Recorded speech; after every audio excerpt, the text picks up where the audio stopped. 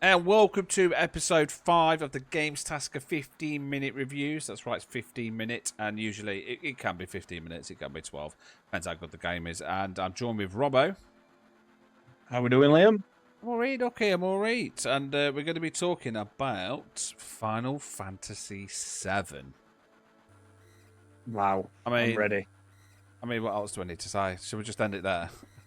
Done. Should we just say 10 done? Mate, Final Fantasy VII. I mean, where do I start with this game? I mean, where do you start with this game? It was one of a kind, wasn't it? First free disc game, I remember buying it, and I thought, what's this? And you play the first disc, and you absolutely play it to death. You get through it, you get through the tower, and suddenly it's open world. What, you know what I mean? You think you played a full game, and it's just disc one. I know. It's just amazing. The storyline from poor Tifa to the playable characters. I mean, I'm going to ask you in a bit which your favourite free playable characters was. To getting your summons, it was just perfect, mate. The music, the battling, RPG. The music is by far one of the best soundtracks in history. I mean, there's no doubt about that whatsoever. And it's got some of the most iconic characters in the world, in gaming history. I mean, like you said, you've got Aerith, Cloud, Barret, Tifa, just Vincent, Red. Yeah, Sid. Mate, yeah, exactly. We played. We played this 25 years ago, and we still remember the names. We still remember the storyline. We still remember the music, and that's what an absolute. And it just had the ultimate bad guy, didn't it? The ultimate bad guy. I would say Sephiroth is the ultimate bad guy of all bad guys.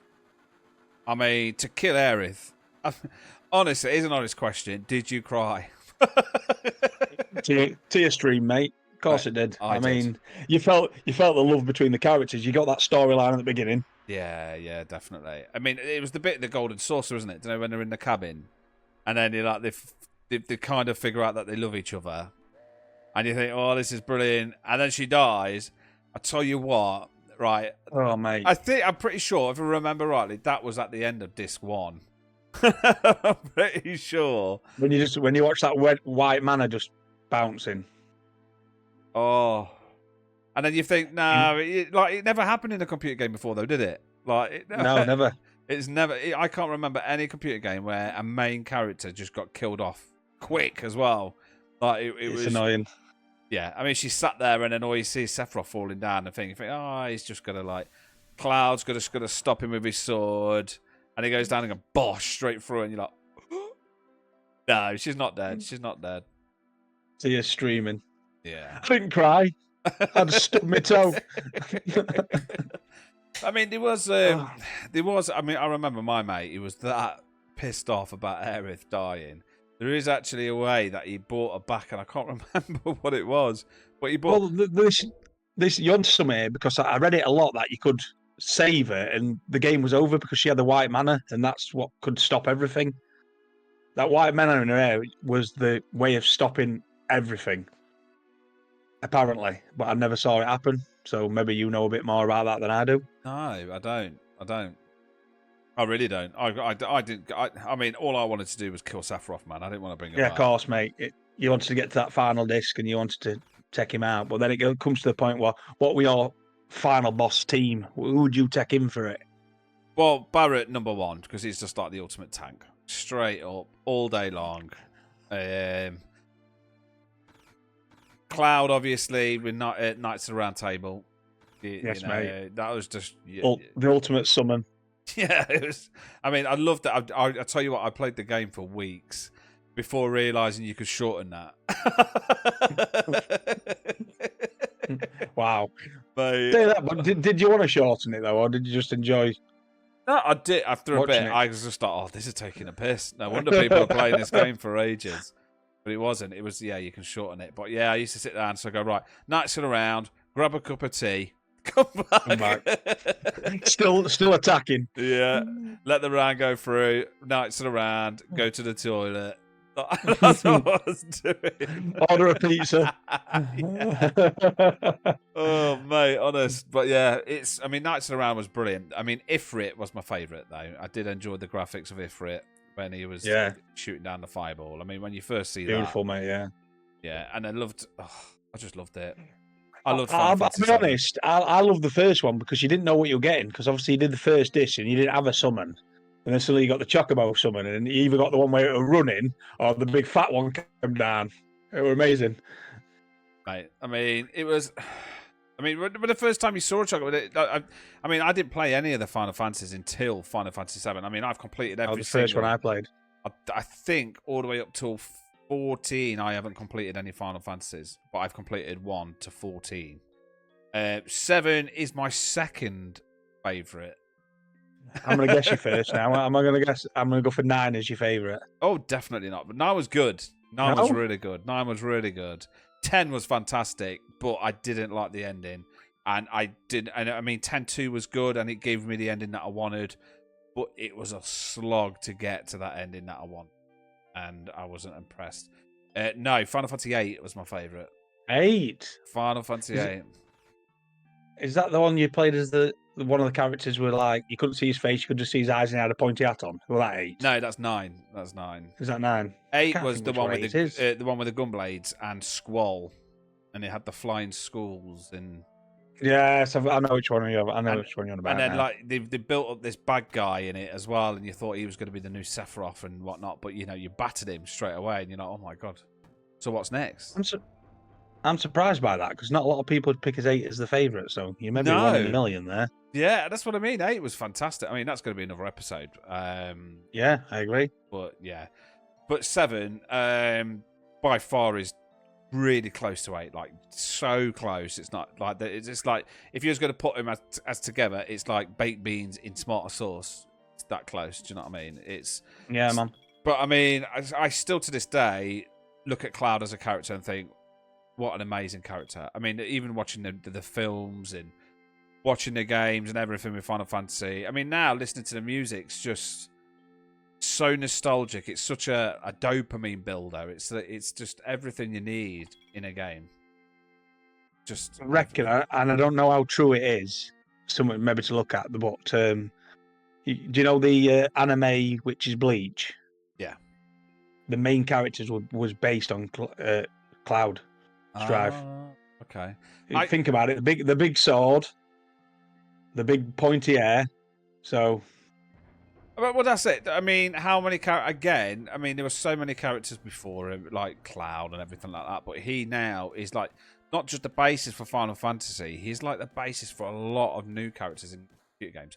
Final Fantasy VII, but like, I mean, I've not played the remake yet. Have you played the remake? I played the first one, and yeah, it was pretty good, but it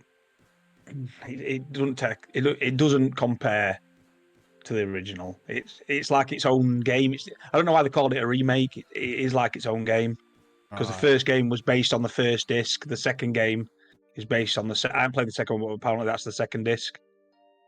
Right. Okay. So. Yeah. So I mean, I'm refusing to play the remakes, but I'm glad you just told me. It's worth a go, mate. But it's its own thing.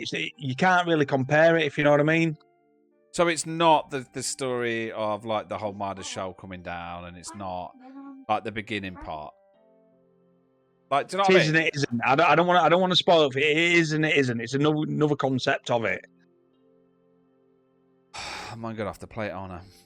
Yes, you are gonna have to play it. I mean, did you ever watch Advent Children? Yes, mate. Brilliant. Absolutely fantastic. And again, it was just. I mean, I can't think of anything Final Fantasy VII that's rubbish. Nothing to do with it. The full franchise of Final Fantasy is just amazing. But it took me till 7 to realise how amazing it was. Yeah, I think 7 opened it up for everybody. I knew about them. I mean, I used to have it on the NES, but I just never played it. I swapped it with a mate and left it on the side. And I think it was Final Fantasy 2 or 3. I can't remember which one it was on the NES, but that's the one I had. But I never played it. And I wish I did, because when I did come back to all the Final Fantasies and then play them, they were outstanding. Sorry for swearing, but they were just so good. No, I agree with you. So good. But 7 topped it off. I mean, 7. I used to come back from school. I'd run home. I'd hit 4 o'clock in the afternoon, and I would go till I'd lie to my mum and everything, and I'd be sat there playing, and I just wanted to kill Sephiroth the entire time. And I mean, I must have grinded. I mean, I did get Cloud to 9999 without any cheats or anything. That's That's pretty good. Yeah, that's impressive. Yeah, just Cloud, no one else. I didn't get anyone else up to the 9999, but I got Cloud. I thought if I got him a Knights of the Round, smash that. Gosh. Yeah, I mean, how did you feel about the weapons? Did you kill? I was just about to mention that, and they were one of them things you could battle, and you could just turn your TV off and walk away, and it'd be still battling when you came back. I don't know which one were hard. Ruby were rock hard, Emerald rock hard. They were just a nightmare, weren't they? To be honest. I mean, now like if you watch videos on YouTube, you can sit and watch them all the time, and like people are smashing them, and now I can beat them straight away. But you didn't have that back then. No, and I got battered every time, and we couldn't. Even my mates, none of us could figure out how to beat them. We didn't know what to do, and we sat down and we tried. I mean, I think at one point, it's not the one that lasts 20 minutes, but one of them, you're just there all day. Like we were just like, this is. Yeah, that's what I'm saying. You just spend more time healing than actually attacking. Yeah. It's just ridiculous. It was. And but this is what made this game amazing, because it wasn't just the weapons, which were side quests, and side quests weren't really known back then. You could go to I can't remember what it's called, the place where you play the games and the chocobo racing. You could there was just so much to do. You didn't have to just stick to the storyline. You could go do your own thing. And that's why I loved it. And back then, it wasn't known. It wasn't. There was a lot of things. I mean, even the fighting was different. I mean, obviously, it's in with all the other Final Fantasies, and you've got games like Shining Force and Phantasy Star. They all had the same kind of fighting, and Pokemon and whatnot. But for me, it was the first time. Well, I mean, Pokemon was a bit different. The first time that I've actually played a game and enjoyed it with that kind of fighting, apart from Pokemon. But I think Pokemon's a bit different. I think what made it different from Pokemon, it did make it different, is you were controlling more than one character. Yeah. Pokemon, it was 1 versus 1. This is you had 3 people, so you had to think about a healer, like a tank, a hunter. You had to think about how you built your team, and this was what were very important. Yeah. I mean, if you had a bad team, you wouldn't get anywhere. Correct. And there was nothing more frustrating than, you finally get to the boss that you've been trying to kill for ages, and then he batters you straight away, and then you're like, now I've got to go and grind to get myself better and get my level up before I can even... But by the time you did that, you got to him and you smashed him to pieces. But, I mean, how many times did you go back to a boss and just get hammered? Oh, mate, honestly, you'd save it just before it, because you knew you were going in and out probably 20, 30 times before you got it right. Oh, straight up completely. Well, I mean, if you was going to score it, and be honest, what would you score Final Fantasy VII? Hey, it's one of the ultimate games for me, so it's a 10. It's an ultimate 10. It is a classic. It's a retro game. It has stood the test of time. I could play it now, and I'm going to grind it on stream, because I really think that's one game I'd love to complete on stream live. Mate, I would sit down and watch that all day long. I would and I agree. 10 out of 10's. I mean, I think it's quite modest. I don't think 10 does it justice. No, I don't. People that say it's a bad game, they're not gamers. Sorry, you're not. You're either, yeah, or you've just not sat down and you've just not give it the time to play. I mean, the start's brilliant. I mean, if you can't get gripped by the start, then whatever. It's got cutscenes that are just amazing to watch. You don't skip them. You watch the cutscenes. Exactly. It was for just grind. Groundbreaking. There you go. Groundbreaking? 100%. Yeah, it was just fantastic in every way possible, and yeah, I think 10 out of 10 solid. And what does it justice is, and you'll know, is you build relationship with characters that are not even playable. Like there's the little Marlene, the little Barrett's daughter. Yeah. All the people that are on you do your first mission with on the train. It's amazing. Everything about it. The Avalanche team, the Shinra team. Oh, mate. Could go on all day. And the amount of time that you spent in the Golden Saucer was just ridiculous. That's it. The Golden Saucer. Mate, I was in there for hours and hours, and I had to stop myself because, like, mate, you need to complete this game. I'm not leveling up. I'm just getting Jill and losing Jill and getting Jill and losing Jill. It's just, yeah. And then the frustration of trying to get a golden chocobo by breeding them. Yeah. One another green. Stop giving me green ones. I forgot all about breeding chocobos. I totally forgot about. You're on it where you could that. get nice at round, mate. You had to get that golden chocobo. Jesus Christ! I forgot all about that. Forgot all about it. That's brilliant. So yeah, there you have it, guys. We've given Final Fantasy VII a 10 out of 10. I mean, all our podcasts at the minute are 10 out of 10s because we're using games that we've played. I mean, eventually we are going to get some work games, but that for us, Final Fantasy VII is a no-brainer. It's solid. I hope you enjoyed the video. Just check out more videos that we've got coming on YouTube, and yeah, we'll see you all soon.